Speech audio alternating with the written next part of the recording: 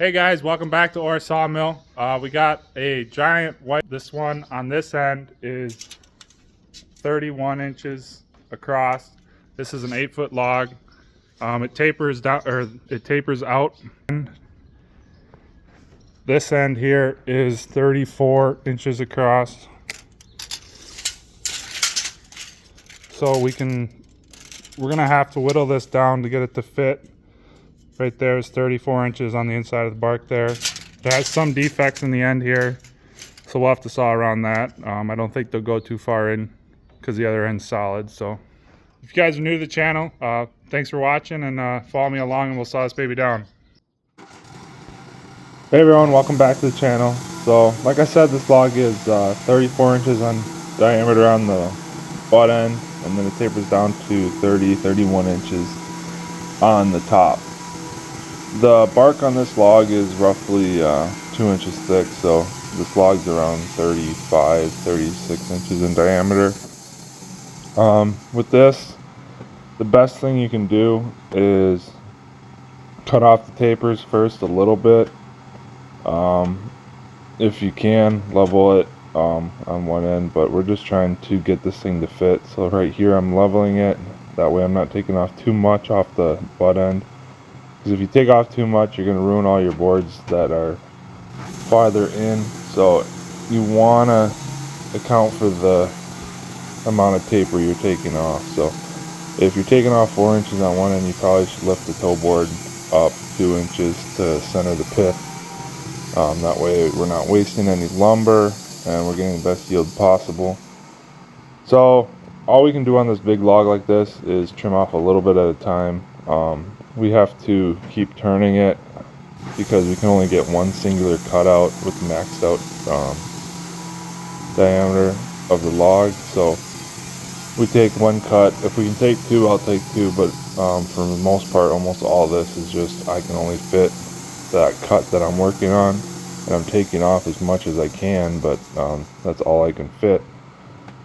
So right here, I want to get a second cut on this thing because it's taking forever to get this thing to fit. So all we do is trim off a little bit more bark, and then we got a log that fits. That 1 extra inch you can get to fit makes a huge difference. It speeds it way up. So this is going to be a junk board as well, but at least we got a lot more off of this. So now it's only around 30 inches that way instead of 34. And then what I like to do, so I'm trying to square it to that last cut that I just made. What I want to do is I want to hang the board or the log over the side where the log squaring arms are. So I lower those way down so there are only 3 or 4 inches of it that are touching the log. It's kind of sketchy, but you can scoot the log way over, and then you can fit your logs a lot better.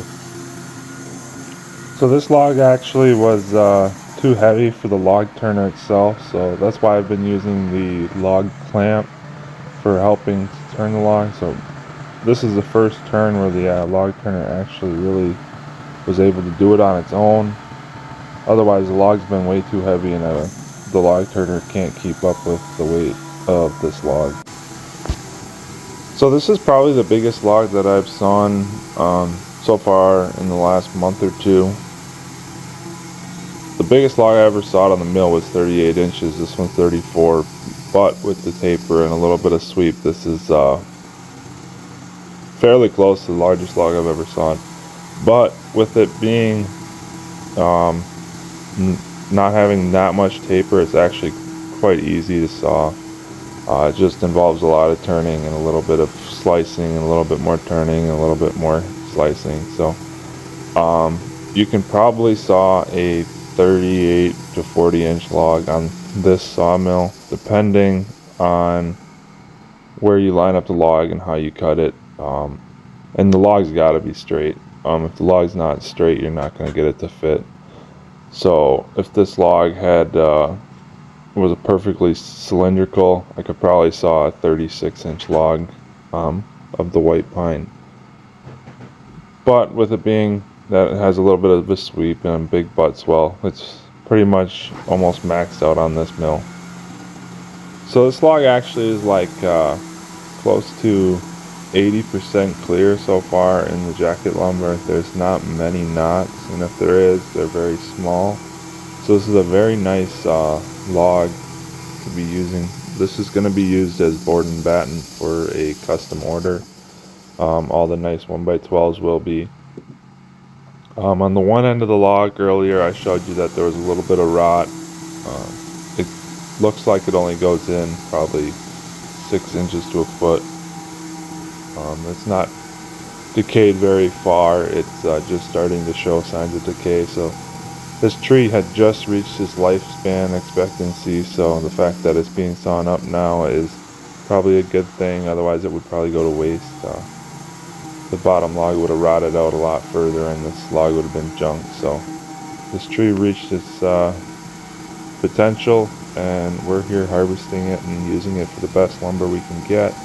So we're making some beautiful 1x12s. All this will be going into the kiln, and then we're going to be drying this down and then re-edging it for the board and batten, just so it's a nice easy setup for the customer.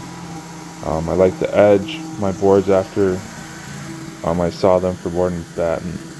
So here's all that clear white pine. There's no knots in this board or the next board.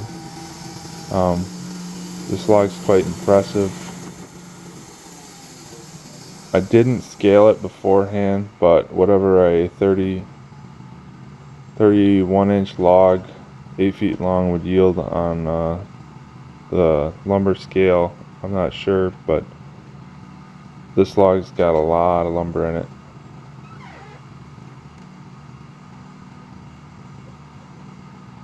So sometimes when you're turning these logs, you got to use the log clamp to help you guide and turn the log, because this system on these LT35s is hydraulically driven. It's not like a chain log turner.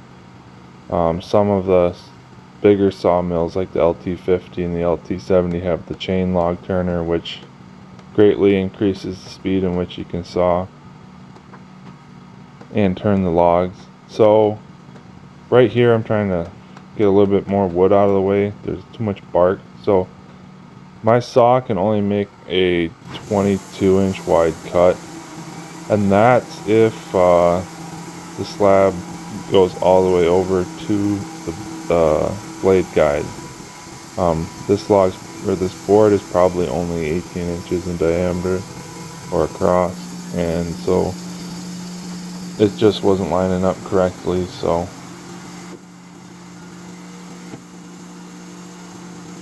normally on a smaller log, I already know what inch to start sawing at to get the best, to get to the outcome that I want, like a 1x12, a 1x10, a 1x6, 1x8, or so I can get 1x12s out of one side of the cant and then 1x12s out of the other side, and then get to the 1x10s, get 3 or 4 of them out of one side of the log, and then get another 2 out of the other side. But with this log, I'm not sure where I